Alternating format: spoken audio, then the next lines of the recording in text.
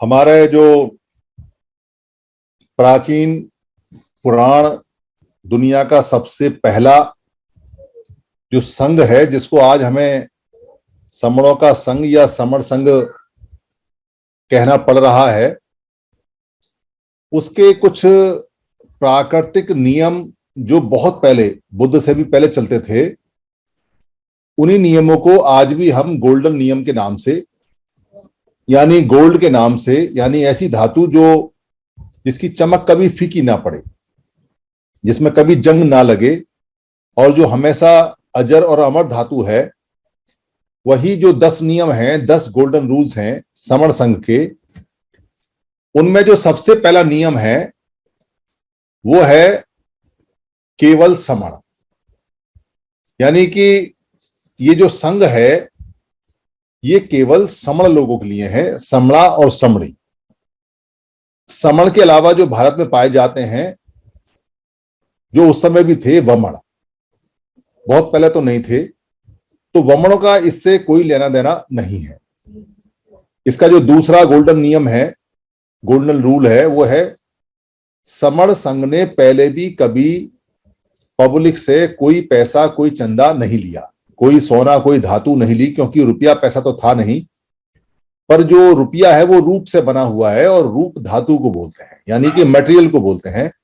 कोई चंदा, कोई मटेरियल, कोई रूप, कोई रुपया कभी नहीं लिया। और ना ही अब इस समय जो समण संघ है वो कोई भी चंदा पब्लिक से लेता है, ना कोई रुपया लेता है, और ना ही भविष्य में, क्योंकि ये अजर अमर है समण संघ। जब तक पृथ्वी पे समण लोग रहेंगे, संघ रहेगा, ना ही कभी लेगा। इसका तीसरा गोल्डन नियम और सुनहरा नियम है जाति का अभ्यास कभी नहीं। बुद्ध से पहले जातियां नहीं थी, जो आज के समय कास्ट प्रैक्टिस चलती है वैसी जाति अभ्यास। और लगभग 400-500 साल पहले तक, जब तक ये काल्पनिक किताबें नहीं आई, तब तक भी कहीं जाति का कहीं जिक्र नहीं मिलता किसी भी साहित्य में। जाति अभी की बनाई हुई है। जब जब संघ खत्म होता है, संघ टूटता है, तो उसके जो टुकड़े होते हैं उनको किसी ना किसी नाम से जाना जाता है। यहां उनको जाति के नाम से जाना जाता है। अगर आप जाति का अभ्यास करते हैं तो टुकड़ों का अभ्यास करते हैं, फिर संघ का अभ्यास नहीं हो सकता। या तो जाति का अभ्यास रहेगा या संघ का अभ्यास रहेगा। कोई आदमी ये कहे कि मैं संघी भी हूं, संघ में काम भी करता हूं, संघी है, संघ को जानता भी हूं और जाति भी रखता हूं, ये ठीक ऐसी बात है कि कोई आदमी ऐसा कहता है कि मैं आग भी रखता हूं और आग के साथ में पानी भी रखता हूं। ऐसा नहीं हो सकता। इसलिए जाति अभ्यास संघ में कभी नहीं होगा। तीसरा इसका गोल्डन नियम है। चौथा इसका नियम है केवल संघवाद। यानी अगर ये समण संघ है तो यहां सिर्फ संघवादी होगा, क्योंकि ये समण संगठन नहीं है, ये समण राजा नहीं है, समण रानी नहीं है, ये समण एकल नहीं है, समण व्यक्ति नहीं है। यहां व्यक्तिवाद की, नेतावाद की, राजावाद की, रानीवाद की, एनार्की की, तानाशाही की, यहां कहीं भी कोई भी लेस मात्र कोई जगह नहीं है। केवल संघ में संघवाद चलता है। संघ सारे काम करता है, संघ के द्वारा, संघ के लिए और संघ के, बाय द संघ, फॉर द संघ, ऑफ द संघ। वही बात जो बाबा साहब ने संविधान में उठाई है, by the people, for the people, of the people. यानी जो संघ है वो पीपल ही है, लोग ही हैं। तो इसका मतलब लोगों की बात, लोगों के द्वारा और लोगों के लिए, यही संघवाद है। और वही इसमें चलता है और वही चलेगा। पहले भी वही चलता था, अभी भी वही चल रहा है, और जब तक संघ रहेगा तब तक चलेगा। और संघ तब तक रहेगा जब तक पृथ्वी पे 2 भी लोग संघी हैं, यानी समण संघी हैं, तब तक रहेगा। 5वां इसका नियम है समण संघ के अंदर पद, प्रतिष्ठा, मंच, माला ना पहले कभी थी, ना अभी है, ना उसकी हम प्रैक्टिस करते हैं, और ना ही आगे कभी भविष्य में होगी। यानी यहां कभी ना आपको पद मिलेगा, ना प्रतिष्ठा मिलेगी कि किसी व्यक्ति की यहां प्रतिष्ठा की जा रही है, ना यहां मंच मिलेगी और ना यहां माला मिलेगी। ये बीमारियां यहां नहीं है, पहले भी नहीं थी, अभी भी नहीं है। बुद्ध के गले में आपने कभी भी कोई माला किसी साहित्य में नहीं देखी होगी जिन्होंने भिक्खु संघ, भिक्खुणी संघ, उपासक संघ और उपासिका संघ के नियम बनाए। 5वां नियम, छठा नियम है यहां संघ के कभी पंजीकरण नहीं होता। संघों का कभी ना पंजीकरण होता है, ना ही संघ कभी राजा के दरबार में जाके घुटने टेकता है। राजा खुद संघ के दरबार में आता है, संघियों के बीच में आता है। इसलिए ना यहाँ कभी बैंक अकाउंट होगा, ना इसका रजिस्ट्रेशन होगा, ना पहले कभी हुआ है और ना ही हो सकता है। इम्पॉसिबल है कि भारत के सभी लोगों का कोई संस्था कहे कि मैं पंजीकरण करूंगी, नहीं हो सकता। 7वां इसका नियम है संघादि से सबसे ऊपर, यानी जो संघ के आदेश जो भी आ रहे हैं वो संघियों के लिए हर आदेश से ऊपर हैं, सारे आदेशों से सबसे ऊपर माने जाते हैं। वो पहले भी थे और अभी भी हैं। 8वां इसका नियम है संघ राजनीति में कभी नहीं जाएगा।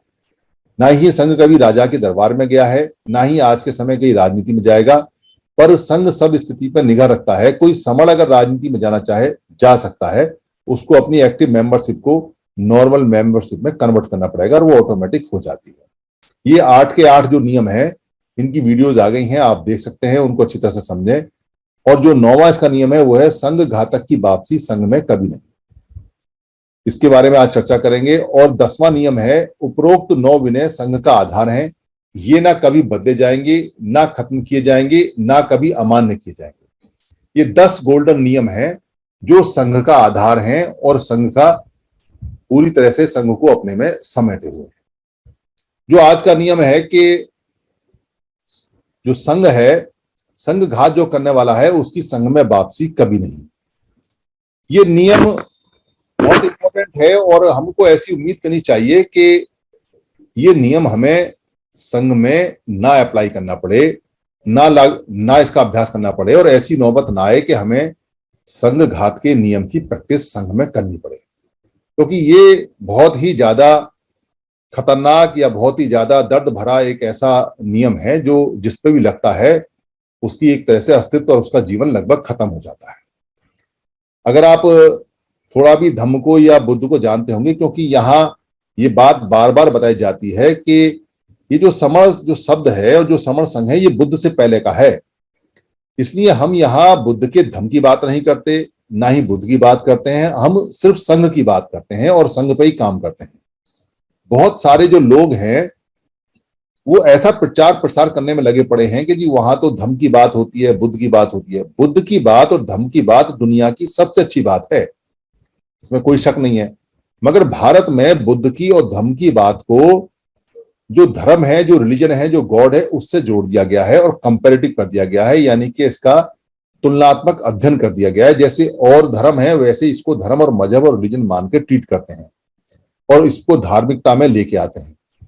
इसलिए इसका जो रूप है वो छोटा करके दिखाते हैं, जबकि ये पूरे विश्व में फैला हुआ है और ये एक प्राकृतिक नियम और प्राकृतिक चीजें जो बुद्ध ने बताई थी वो है। इसलिए बहुत सारे जो विरोधी लोग हैं जो नहीं चाहते कि 120 करोड़ लोग इकट्ठे हो जाएं, वो हमको एक छोटे दायरे में बांधने के लिए ऐसा कहते हैं कि वहां पर बुद्ध की बातें बताते हैं, वो तो बुद्धिस्ट लोग हैं, वो तो धर्म के बारे में बताते हैं, वो तो धार्मिक है, वो तो रिलीजियस है, वो तो गॉड वाला है। जबकि संघ बहुत व्यापक है, 120 करोड़ लोगों का संघ है और इसमें सब तरह के लोग आ सकते हैं, क्योंकि ये संघ है और संघ में सिर्फ एक कंडीशन है कि अगर आप समण हैं तो संघ के मेंबर पैदाइशी हैं। समण के अलावा आप क्या हैं ये बात की बात है, यहां उसकी रिस्ट्रिक्शन नहीं है। पर आप समण हैं और संघ में आपका यकीन है तो आप संघी हैं, समण संघी हैं, वो आपका राइट है। बाकी चीजें यहां बात की हैं। तो अगर आप जो धम्म के जानकार हैं, जो बुद्ध के जानकार हैं, या जो भिक्खु संघ, भिक्खुणी संघ, उपासक संघ और उपासिका संघ जो बुद्ध ने बनाए, बुद्ध ने समण संघ नहीं बनाया, समण संघ तो बहुत पहले से है, बुद्ध से ही पहले से है। तो इन चारों जो संघ थे, भिक्खुओं का, भिक्खुणियों का, उपासक और उपासिका का, इनका काम था बुद्ध के धम्म को फैलाना और सीखना और सिखाना, सीखना, सिखाना और फैलाना। ये 4 प्रकार के जो संघ हैं ये स्पेसिफिक हैं, ये खास तौर से बुद्ध ने बनाए थे, इनके नियम बनाए थे कि आपको पूरी दुनिया में धम्म को फैलाना है, उनका काम है। बाकी लोगों का काम सीखना है और या अपना संघ या अपना जो जीवन है वो चलाना है, संघ के अनुसार, धम्म के अनुसार, या बिना संघ के अनुसार, बिना धम्म के अनुसार, जैसे चलाना चाहे वैसे। तो बुद्ध के जो नियम हैं यहां कुछ सिमिलर हैं जो मिलते हैं, क्योंकि वो यूनिवर्सल हैं, और कुछ नहीं मिलते, क्योंकि बुद्ध के नियम भिक्खु और भिक्खुणी के लिए थे जो यहाँ के जो संघ घात के नियम है उसमें आते हैं। तो जब कोई भिक्खु या कोई भिक्खुणी कोई पाप कर्म करता था, कोई गलत काम करता था, कोई नियम से हटकर काम करता था, जो उसे बताया उसके विपरीत करता था, जाने में या अनजाने में, तो उसको सबसे पहले निदान करना पड़ता था। निदान, क्योंकि हर 15वें दिन एक सभा लगती थी, उस सभा में हर भिक्खु को अपने 15 दिन के किए हुए पाप कर्म में अगर कोई नियम के विरुद्ध काम किया है तो उसको कन्फेस करना पड़ता था, उसको पूरी भरी सभा में ये बताना पड़ता था कि मुझसे ये नियम टूटा है। या किसी भिक्खु ने देखा है तो वो बताएगा, पर खुद ही बताना पड़ता था। ये कन्फेशन की जो प्रथा है या जो जो प्रैक्टिस है, जो बाद में ईसा के पास चली गई, यानी कि ईसाइयों में चली गई, वहां जो कन्फेस करते हैं, ये बुद्ध का निदान है, बेसिकली बुद्ध का कन्फेसिंग सिस्टम है। वहां जब कोई भिक्खु या भिक्खुणी ये कहता था कि मुझसे ये गलती हो गई है, तो पूरी सभा भिक्खु और भिक्खुणियों की बैठती थी और वो सारे के सारे कहते थे कि इसकी सजा ये है। वो सजाएं फिक्स थी। तो इनमें जो सबसे ज्यादा और खतरनाक जो सजा थी वो थी पाराजिक। पाराजिक का मतलब है पार आजी कै, यानी पार आजिक। पार का मतलब है जैसे नदिया के पार दूसरा किनारा, और आजी का मतलब है दौड़, कार्य, प्रतियोगिता या संग्राम, यानी जो आप कार्य कर रहे हैं या जो दौड़ कर रहे हैं या जो चला रहे हैं या जिस काम में आप लगे हुए हैं वो। और कै अगर पीछे लग जाता है तो वो बंदे के लिए आ जाता है, यानी मैन के लिए या विमन के लिए आ जाता है। तो पाराजिक का नियम था कि अगर किसी भिक्खु ने या भिक्खुड़ी ने 4 प्रकार के कर्म किए हैं। नंबर 1 मैथुन कर्म, क्योंकि भिक्खुओं के और भिक्खुणी के लिए मैथुन कर्म वर्जित है। मैथुन कर्म यानी सेक्स नहीं कर सकते। दूसरा चोरी का, चोरी नहीं कर सकते। तीसरा था मनुष्य हत्या, यानी किसी मनुष्य की हत्या नहीं कर सकते। और चौथा था दिव्य शक्ति का कोई प्रदर्शन नहीं कर सकते। अगर ये 4 बातें कोई करता था तो उसको दूसरे किनारे पर भेज देते थे, यानी कि उसको कार्य से निकाल के दूसरे किनारे पार भेज देते थे। उसको पाराजिक बोलते थे। इसका मतलब कि वो फिर नदी के इस पार नहीं आ सकता, भिक्खुओं के साथ और भिक्खुओं के साथ नहीं आ सकता। उसको निकलना होगा, उसको जाना होगा, उसको संघ छोड़ना पड़ेगा। ये उसका नियम था और वो संघ में वापसी उसकी नहीं होती थी। ये पाराजिक का नियम है। और उसके बाद में अलग अलग जो पाप कर्म होते थे, छोटे छोटे पाप कर्म होते थे, उनके अलग अलग नियम भिक्खु और भिक्खुणी के बुद्ध ने बनाए और पूरी किताब विनय पिटक के अंदर लिखे हुए हैं। और पूरी किताब में जो घात या प्रतिघात या कितना बड़ा पाप या कितनी बड़ी काम उसने किया है, इसके बारे में पूरी जानकारी वहां दी जा रही थी। वो जानकारी लगभग इस प्रकार है कि पाराजिक के बाद में जो दंड आता था वो संघादि शेष के लिए आता था, जो मैंने कल बताए थे 13 प्रकार के। यानी संघ मिलके जो आदेश देता था, संघ मिलके जो दंड देता था, उसको संघादि शेष बोलते थे। ये थोड़ा हल्का दंड होता था। और फिर होता था अनियत, यानी नॉट फिक्स। 4 प्रकार के दंड ऐसे थे जो कि फिक्स नहीं है, वो फ्लोटिंग होते थे कि वो अनियत हैं, उनके बारे में हो भी सकते हैं, नहीं भी हो सकते, यानी संदेह के आधार पर थे, मगर गंभीर थे कि अगर प्रूव हो जाए तो उनका दंड अलग मिलेगा, वरना वो नो फिक्स माने जाते थे, अनियत माने जाते थे। और फिर आते थे निसग्गीय पाचित्य। निसग्गीय पाचित्य का मतलब है नेचुरल प्रायश्चित, यानी कि प्राकृतिक रूप से प्रायश्चित करना, यानी कि ऐसे पाप कर्म किए हैं जिनका प्रायश्चित कर सकते हैं नेचुरल रूप से, उसके नियम अलग दिए हुए। ये भिक्खु और भिक्खुणियों के, उपासक और उपासिकाओं के, हमारे नहीं है, ये साधारण जो लोग हैं उनके नहीं है। इसको ध्यान में रखना हमेशा, क्योंकि कंफ्यूजन हो जाता है। जो भिक्खु के नियम है उसको हम अपना मान लेते हैं, और जो हमारे नियम है वो हम भिक्खु के मान लेते हैं। उसके बाद उन्होंने जो दंड का विधान बनाया उसमें पाचित्य बनाया, यानी कि प्रायश्चित, कि जो आपने पाप किया उसका प्रायश्चित होता था। और फिर बनाया उन्होंने पटी देशनीय, यानी बुद्ध ने बनाए पटी देशनीय। पटी देशनीय का मतलब है कि अगर कोई किसी ने गलत काम किया है, पाप किया है, तो प्रति देश ना देना, एक तरह से उसको डांटना और समझाना, देश ना देना, उपदेश देना। तूने ये ऐसा किया है, वैसा किया, तो तुझको ऐसा करना चाहिए, वैसा करना, ये यहाँ से ये चीज उठानी चाहिए। वो इस तरह से जो देश ना देते हैं, समझाते हैं, उस तरह से पटी देश ये बोला करते थे। उसके बाद आता था सीखिए, यानी कि सीखने वाले, सीखो। जैसे कोई गलत काम बच्चे से हो जाता है तो उसको कहते हैं इसको सीखो, इसको ऐसे करो, इसको ऐसे करो, तो उनको सीखिए माने जाते थे। और फिर आता था अधिकरण सम्मत, यानी कि अगर झगड़ा बढ़ जाए और पाप कर्म ऐसा हो जाए तो 7 प्रकार के मुकदमे चलते थे अधिकरण, और उसके नियम बाकायदा उन्होंने टर्मिनल बनाया हुआ था, वो टर्मिनल करता था। ये सारे के सारे भिक्खु और भिक्खुणियों के नियम थे, मगर यहाँ थोड़े से डिफर हैं और थोड़े से नियम वही है। क्योंकि अगर आप ध्यान से देखोगे तो घात का मतलब होता है लुटना, लुटाना, चोट करना या हत्या करना। ये घात का काम होता है, ये घात का पूरा पूरा अर्थ होता है। तो संघ घात का मतलब है कि संघ को लुटाना या संघ में कोई हत्या करना या संघ में कोई गलत काम करना, ये संघ घात में आता है। और संघ घात जो शब्द है, यानी जो घातक का जो घाती है, वो बड़ा ही एक तरह से पाप कर्म में माना जाता है। तो यहां अगर कोई संघ घात करता है तो आप अगर ध्यान दोगे कि बुद्ध ने एक संघ घात किया। कब किया? जब वो सिद्धार्थ गौतम थे, बुद्ध नहीं थे, बुद्ध नहीं थे। तो जब गण परीक्षा लगी हुई थी और संघ बैठा हुआ था, तो क्या संघघात किया उन्होंने संघ के नियम को नहीं माना। यानी संघ के नियम को नहीं मानना भी संघघात है। और संघ के नियम को नहीं माना, उस आदेश को, संघादि आदेश को नहीं माना, उसकी कितनी बड़ी बड़ी सजाएं दी।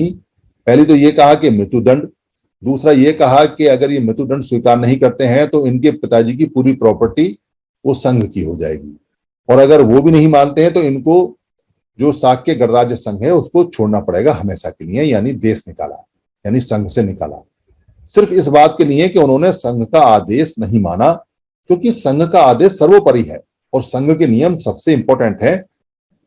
अगर संघ के नियम ही नहीं माने जाएंगे और संघ का आदेश ही नहीं माने जाएंगे तो संघ खत्म हो जाता है, इसलिए संघ की मान्यता खत्म हो जाती है, इसलिए दंड दिया गया।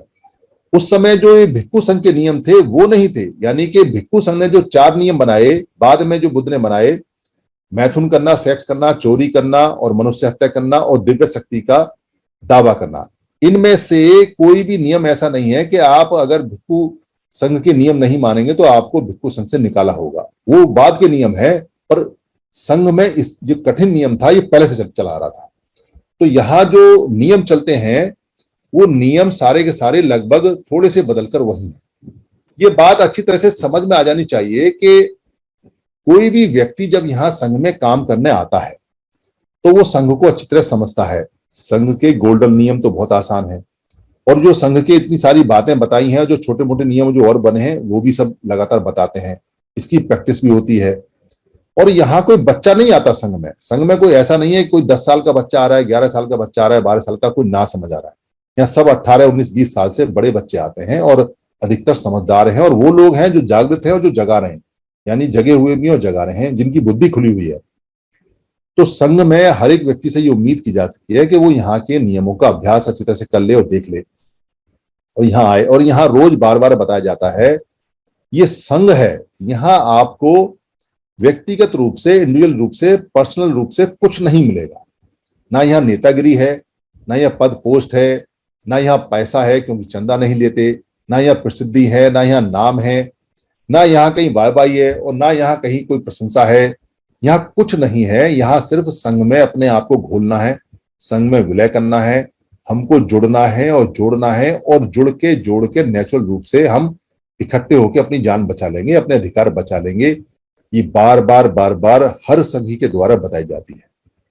तो इसका मतलब यह है कि जो यहाँ काम करने आता है वो ये माना जाता है कि समझदार व्यक्ति है और इसको ये पता है कि संघ से रिटर्न कुछ नहीं है, अकेले व्यक्ति के लिए कुछ नहीं मिलेगा, पर संघ में जब संघ के पेड़ पर फल लगेंगे तो वो सबके घर बटेंगे और खूब मिलेंगे। इसमें बार बार बताया जाता है, ऐसा नहीं है कोई खाली आ जाएगा, जो काम करता है सबको मिलेगा। तो हर व्यक्ति से ये उम्मीद की जा सकती है कि इसका जो दिमाग है वो सही काम करता है, इसका मस्तिष्क ठीक काम करता है, इसने सही तरह से सुन लिया है और ये सही तरह से काम करने आया है। और इतना सब जानने के बाद भी कि यहाँ संघवाद है, यहाँ नेतावाद नहीं है, मंचमाला माइक नहीं है, और गोल्डन नियम बताने के बाद भी, और फिर भी यहाँ व्यक्ति आए और आके काम करे, और काम करने के कुछ दिन बाद संघ के नियमों के विरुद्ध व्यवहार करने लगे और संघ के नियमों के उलट व्यवहार करने लगे।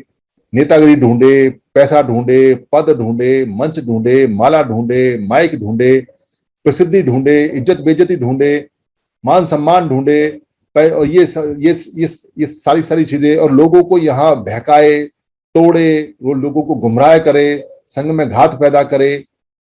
तो ये माना जाता है कि ये व्यक्ति जानकर ऐसा कर रहा है, और ये व्यक्ति यहाँ जो आया था किसी ना किसी लालच के कारण, किसी ना किसी राग और द्वेष कारण आया था।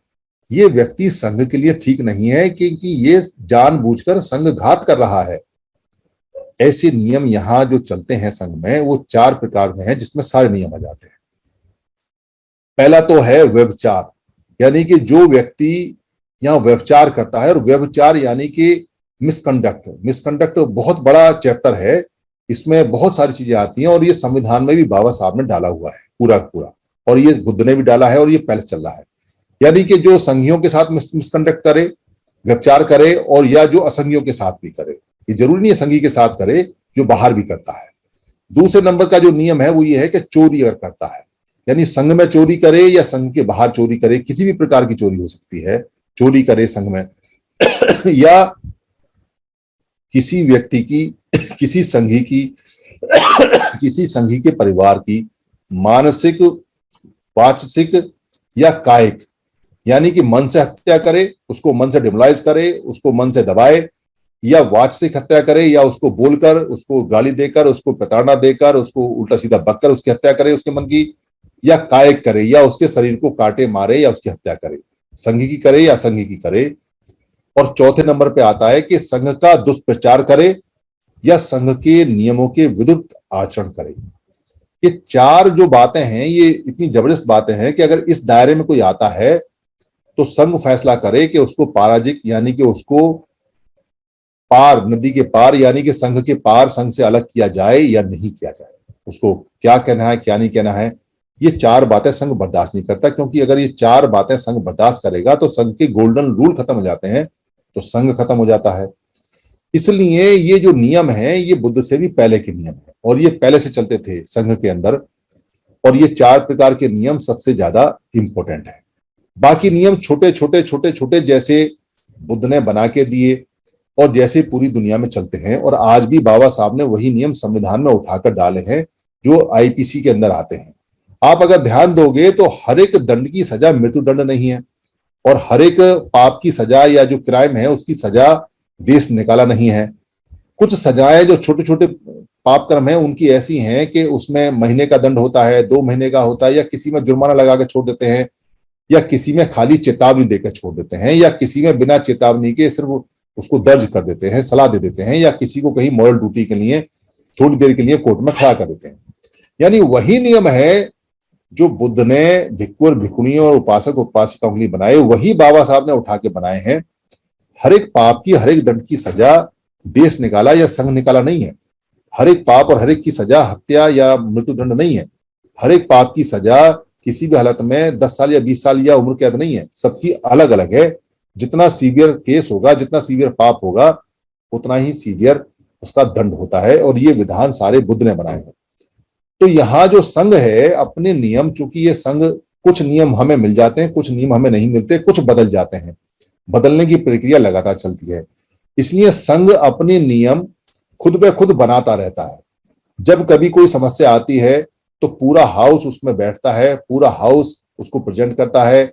जो नियम वहां दिखाई देता है कि ये फिट है, हाउस ने पास कर दिया, वो नियम यहाँ बन जाता है। क्योंकि जो समण संघ है या संघ है वो लकीर का फकीर नहीं होता। लकीर का फकीर इसलिए नहीं होता क्योंकि बुद्ध ने जितने नियम बनाए और जितने नियम संघ से पास करवाए, भिक्खु संघ से, मरते मरते उन्होंने भी आनंद से ये कह दिया कि आनंद, भिक्खु अगर कुछ नियम बदलना चाहे तो बदल सकते हैं, समय के हिसाब से कुछ नियम अगर बदलना चाहे तो बदल सकते हैं, यानी कि नियमों को घटा बढ़ा भी सकते हैं। वो जानते थे इस बात को कि आज चाय कॉफी नहीं है, जैसे उस समय चाय कॉफी नहीं है, मगर आज चाय कॉफी आ गई है, तो ये नशे की जद में आती है या नहीं आती है, कोई आदमी कह सकता नशे की जद में आती है, कोई नहीं आ सकती। तो चीजें बदलती रहती हैं, जुड़ती रहती हैं, घटती रहती हैं। इसलिए बुद्ध ने अपने नियमों को खोल के रखा कि इसमें घटा भी सकते हैं, बढ़ा भी सकते हैं। और वही काम बाबा साहब अम्बेडकर ने संविधान में किया कि संविधान में अमेंडमेंट हो सकते हैं, डिलीशन भी हो सकते हैं, एडिशन भी हो सकते हैं। वही काम ये समर संघ चूंकि संविधान को नेता मानता है और संविधान बुद्ध के त्रिपिटक को और विनय पिटक को नेता मानता है, तो हम उस प्राचीन पद्धति से चलते आ रहे हैं। हमारे भी नियम सारे खुले हुए हैं कि जैसी परिस्थिति आती है वैसा ही संघ बैठता है और वैसा ही नियम बना लेता है। ये गोल्डन रूल है, और ये गोल्डन रूल के अंदर जो संघ घातक की वापसी कभी नहीं है। ये इसलिए नहीं है क्योंकि जैसा कि मैंने पहले बताया था कि एक व्यक्ति जब यहां आता है तो पूरा समझदार होता है। पागल के केस में या जो विक्षिप्त केस है, जो मानसिक रूप से विक्षिप्त है, वो केस अलग है, उसका तो संघ में कहीं स्थान है ही नहीं। 21 प्रकार के लोगों का संघ में स्थान नहीं है जो बुद्ध ने बैन किया हुआ है। यहां भी कुछ प्रकार के लोगों का जो आने का काम है वो नहीं हो सकता, क्योंकि मन से विक्षिप्त है, दिमाग से विक्षिप्त है और मानसिक रूप से बीमार है, वो यह संघ में आके करेगा भी क्या। तो कोई ऐसा विक्षिप्त व्यक्ति आ जाए और ऐसा अगर मानसिक रोगी आ जाए जो संघ के नियमों का हाँ हाँ करे बाद में ना ना करे, उसका तो माफी है, वो तो दिमाग से पागल है, उसको तो निकाला जा सकता है। पर कोई ऐसा व्यक्ति जो बिल्कुल सही है और सही जानता है और नियम को अच्छी तरह समझता है, जानता है, जागरूक है, लोगों को जगा रहा है, और उसके बाद भी संघ में आके संघ का दुष्प्रचार कर रहा है, संघ के नियमों के विरुद्ध आचरण कर रहा है, लोगों को मानसिक वाचनिक या कायिक हत्या करने में लगा हुआ है, या चोरी कर रहा है संघ में, या व्यभिचार कर रहा है, या संघ में टुकड़े टुकड़े घात लगाने की कोशिश कर रहा है, तो उसको दोबारा संघ में अगर लेके आना है तो संघ से बड़ा बेवकूफ कोई नहीं है। इसलिए संघ ऐसी बेवकूफ नहीं करता। जो बिल्कुल सही तरीके से आया और यहाँ के जो घात कर कर बैठा है उसको अगर संघ ने वापस ले लिया तो फिर वो ज्यादा बड़ा घात करेगा और सब लोगों का रास्ता खुल जाएगा कि यहाँ तो बड़ी माफी है, यहाँ तो कितना ही संघ तोड़ो, कुछ भी करो, यहाँ तो घर में वापसी हो जाती है दोबारा, ये तो संघ बड़ा कमजोर है, इसलिए लोग बार बार यहाँ क्राइम करेंगे, बार बार यहाँ पाप करेंगे। आपको मैं ध्यान दिला दूं कि यानी जो बुद्ध हैं, उनका भाई देवदत्त उसने संघ को तोड़ के नए लड़कों को 500 लड़कों को ले गया और ले जाके उनको अधर्म सिखाने लगा। बुद्ध ने अपने 2 भिक्षुओं को वहां भेजा और 2 भिक्षुओं ने वहां पे जाके उनको सही तरह से समझाया और वो वापस लेके आए। पर बुद्ध ने देवदत्त को वापस नहीं लिया क्योंकि देवदत्त ने जानकर ये काम किया था। जानकर, वो रिद्धि बल का बहुत बड़ा ज्ञाता था, बहुत जागृत था, उसने संघ तोड़ा। इस संघ तोड़ने की जो सजा थी, माफी कभी नहीं मिली। ऐसा कोई नियम संघ में बुद्ध ने नहीं बनाया, जबकि वो उनका भाई था और भाई को भी उन्होंने वापस लाने के लिए कोई प्रावधान कभी रखा ही नहीं और ना ही कोई प्रपोजल हाउस में आया। संघ घातक की वापसी नहीं। और देवदत्त लास्ट तक उनके मिलने के लिए, उनसे माफी मांगने के लिए एड़िया रगड़ते रगड़ते मर गया और लास्ट में उसका दिल फट गया, यानी कि हृदय घात हो गया इस पीड़ा से और वो मर गया सड़ सड़ के। वो घिसट घिसट के मरा, वो बुद्ध को मिल भी नहीं पाया, माफी भी नहीं मांग पाया। संघ घातक की ऐसी दशा होती है और ऐसी दशा होनी चाहिए क्योंकि संघ सर्वोपरि है। अगर कोई संघ को तोड़ता है, इससे बड़ा अपराध नहीं है, ये हत्या से भी बड़ा अपराध है। इसलिए संघ घातक की संघ के अंदर कभी वापसी हो ही नहीं सकती। इसलिए उम्मीद करें कि जो संघ में काम करते हैं वो सही मन से काम करें। अगर उनको काम नहीं करना है तो जाने का रास्ता है। कोई संघ में जबरदस्ती नहीं करता कि आपको काम करना है, जब तक आपको अच्छा लगे करो, जब नहीं करता तो खुल के खुश होकर जाइए, संघ को बता के जाइए कि अभी मेरा मन संघ में काम करने का नहीं है, मैं संघ से निवेदन करता हूं कि मुझे छुट्टी पे भेज दे चला जाए। ऐसा नियम बुद्ध ने अपने भिक्षु संघ में ही बनाया।